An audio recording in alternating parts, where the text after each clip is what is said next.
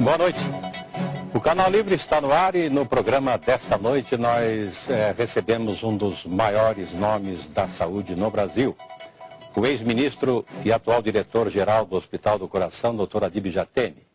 E também é professor emérito da Faculdade de Medicina da USP.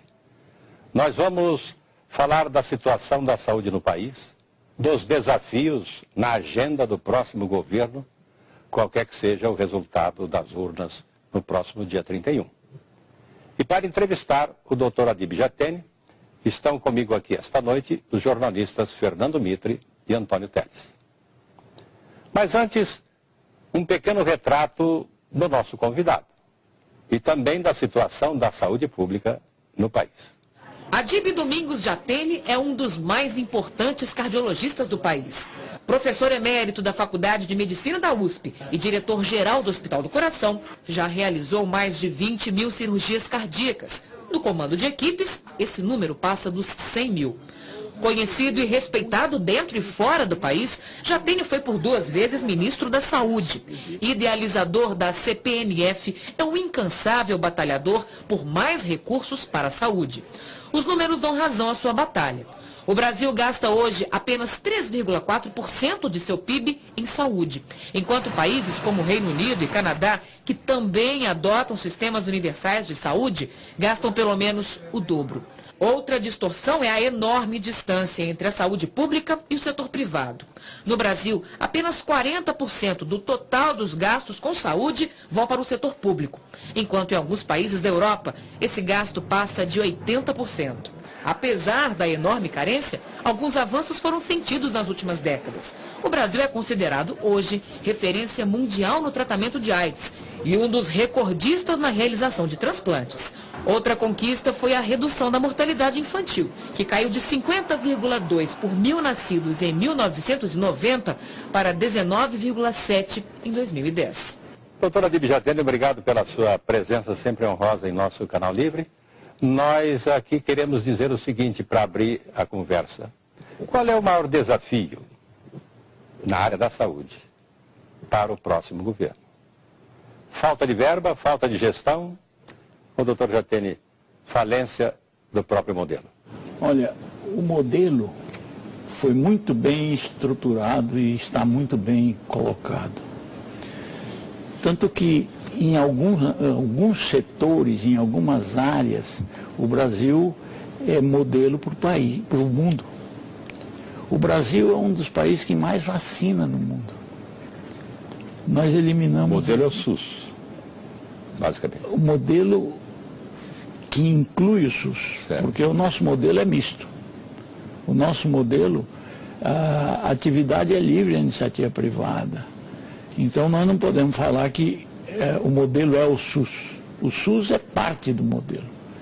Mas na parte que se refere ao SUS, nós temos setores de grande eficiência. E esses setores estão principalmente na prevenção, ao contrário do que muita gente fala. Porque nós fomos o primeiro país do mundo que eliminou a poliomielite.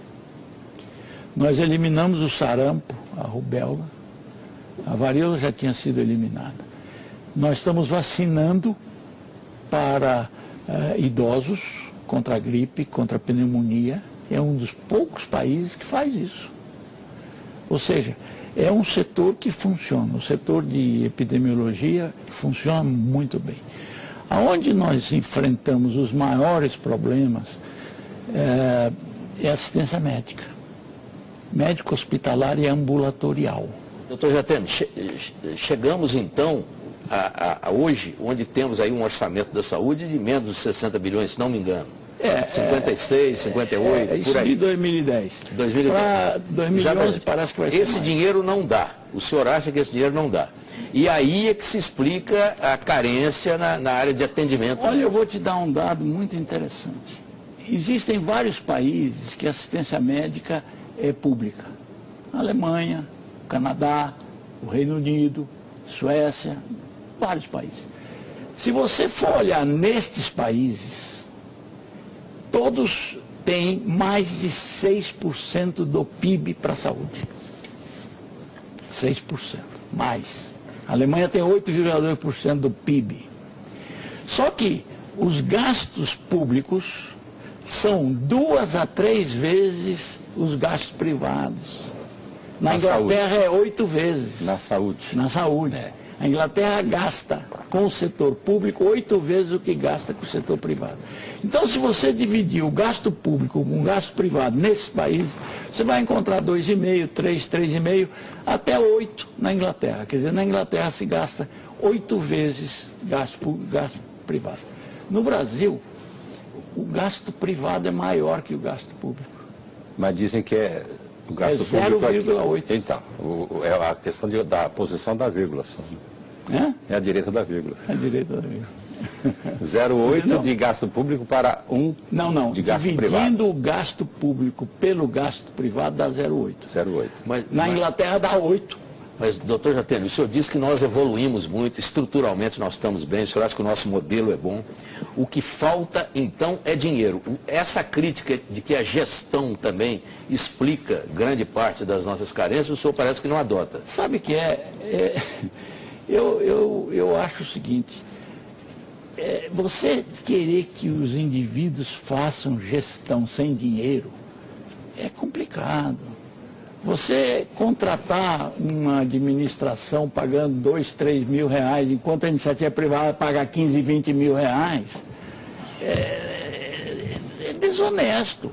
É porque a gestão pública em qualquer país do mundo não é uma ilha de excelência, né?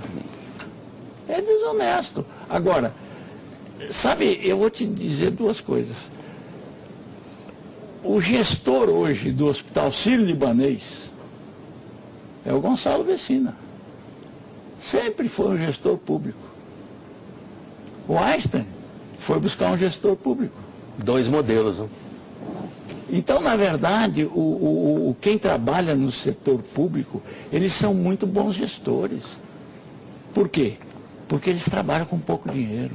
Então o senhor acha que o novo governo não vai ter que fazer uma revolução na gestão? Precisa dar mais dinheiro para a saúde? Precisa arrumar o orçamento. Esse é o ponto fundamental. Aí envolve a Previdência. Quando eu fui ministro do Fernando Henrique, eu gastei, em 1995, 22% do orçamento da Seguridade. Em 98 eu já não era ministro e já estava sendo arrecadado a CPMF, se gastou 18%. No ano passado se gastou 14%. Doutor Jatene, eu nunca entendi por que o senhor lutou pela CPMF, mas por que o senhor lutou pela CPMF não como uma verba suplementar, como um recurso a mais? O senhor lutou como um recurso para a saúde. Mas esse recurso foi aprovado e imediatamente substituiu o outro que estava lá. Não, o problema, eu posso te dizer isso claramente. Eu, quando fui pleitear a CPMF, você há de se lembrar que tinha sido encerrado o IPMF em dezembro. Lembro. E o IPMF não prejudicou o Plano Real. E quando ele foi extinto, não aconteceu nada. Então eu disse, vamos tentar reimplantar este tributo como contribuição, para poder vincular. Então eu fui falar com o presidente, se eu podia pleitear. Ele disse, você não vai conseguir. Eu disse, mas eu posso tentar? Ele disse, pode tentar. Eu disse, mas eu preciso de um compromisso seu. Ele disse, qual é? Ninguém mexe no meu orçamento, nas minhas fontes. Se eu conseguir, é o recurso adicional que eu preciso. Mas essa promessa não foi cumprida. Quando a promessa não foi cumprida, eu fui procurar o presidente e disse para ele, presidente, no Congresso me diziam que isso ia acontecer. E eu dizia que não, porque eu tinha a sua palavra. Se o senhor não consegue cumprir a sua palavra, e eu até entendo a sua dificuldade, o senhor vai ter que pôr outro no meu lugar. Porque eu tinha 22% do orçamento, com a CPMF eu chegava a 30% do orçamento da Seguridade.